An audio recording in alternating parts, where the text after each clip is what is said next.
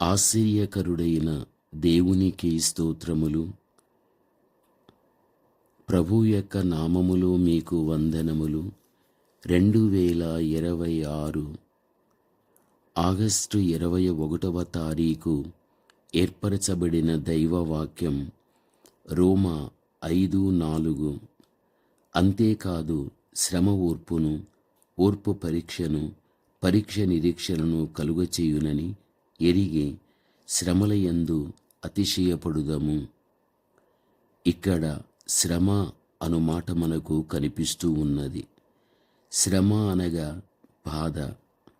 గోధుమ గింజ తిరుగుటి రాళ్ల మధ్యన ఏ విధముగా నలిగి అది శ్రమపడడం జరుగుతుందో అదేవిధంగా భూమి మీద మానవుడు కూడా 3 విధములుగా శ్రమపడుతూ ఉంటున్నాడు.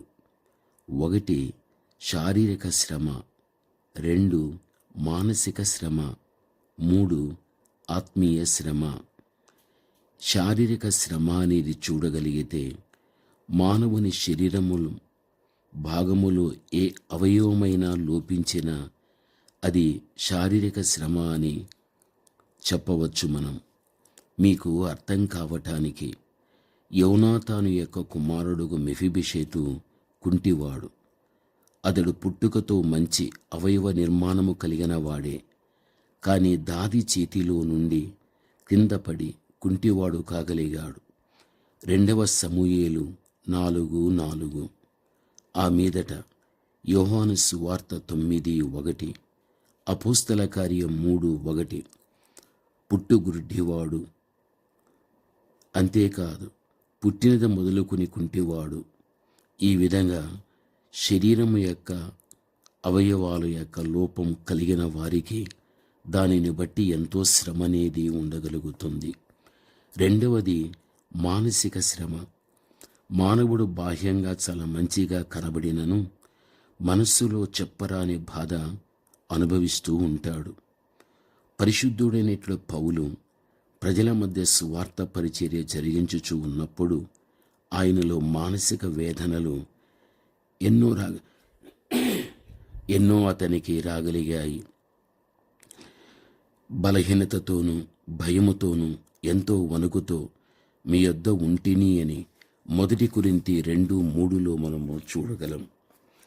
పౌలు మగదునియాకు వచ్చినప్పుడు మా శరీరము ఏమాత్రము విశ్రాంతి పొందలేదు. ఎటుపోయిననో మాకు శ్రమయే కలిగెను. వెలుపట పోరాటములు, లోపల భయము అనేది ఉండగలిగినని 2 కొరింథీ 7:5 కూడా మనము చూడగలము. ప్రభువునందు ప్రియమైనటువంటి వారలారా, ఇటువంటి మానసికమైనటువంటి ఒత్తిళ్ళు ఎన్నో పౌలు యొక్క జీవితంలో మనము చూడగలము. 3వదిగా చూడగలిగితే ఆత్మీయ శ్రమ. ఆత్మీయ శ్రమ లోకము నుండి కలుగుచూ ఉంటున్నది అన్న విషయం మనము మరిచిపోకూడదు. నీతి నిమిత్తం శ్రమపడుట ఆత్మీయ శ్రమకు మనము సూచన అని కూడా మనము చెప్పవచ్చు.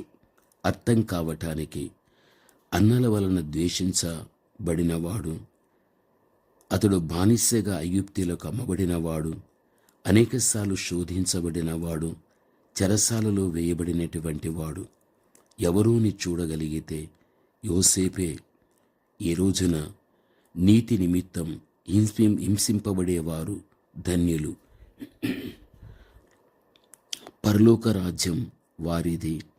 నా నిమిత్తం జనులు మిమ్మును నిందించి హింసించి మీ మీద అబద్ధముగా చెడ్డ మాటలు పలుకున్నప్పుడు మీరు ధన్యులు. సంతోషించి ఆనందించుడి, పరలోకమందు మీకు ఫలము అధికమగును అని మత్తయి 5:10-12 వరకు మనము చూడగలం. శ్రమ ఆనందమును కలుగచేయును, శ్రమ బలపరుచును. యాకోబు 1:3 కానీ 1 పేతురు 5:10 కానీ ఆ మీదట మీరు చదువుకొనండి. శ్రమను మానవుడు శారీరకముగా, మానసికంగా, ఆత్మీయంగా ఎప్పుడైతే జయించడం అనేది జరగగలుగుతుందో ప్రభువునందు ప్రేమైనటువంటి వారలారా, అలాంటి వ్యక్తులు తప్పనిసరిగా దేవుని సన్నిధిలో ఒక ధన్యత కలిగిన జీవితాన్ని నడిపిస్తున్నారు అని చెప్పడములో సందేహమనేది లేదు. దేవుని కుమారుడుగా, దేవుని కుమార్తెగా శ్రమలను సహించినటువంటి దేవుడు మనలను బలపరుచునని ఎరిగి శ్రమలయందు అతిశయించేటడు వ్యక్తులుగా మనముండి ముందుకు సాగిపోవాలి. జీవితంలో శారీరక శ్రమ ఉండినా, మానసికమైన శ్రమ ఉండినా, ఆత్మీయ శ్రమ అనేది నీకు ఉండినా, ప్రభువు నీ పక్షమున ఉండి నిన్ను బలపరిచి నడిపించగలుగుతాడని విశ్వాసముతో నీ ముందుకు సాగిపోవాలి. ప్రార్థన.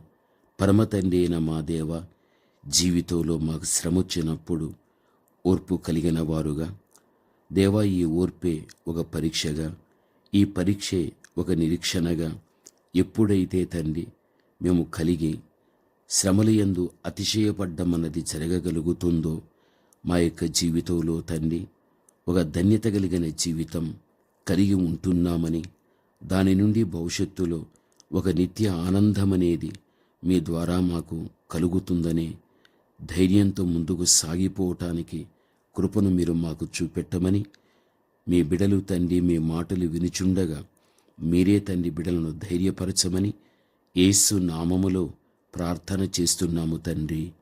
ఆమేన్.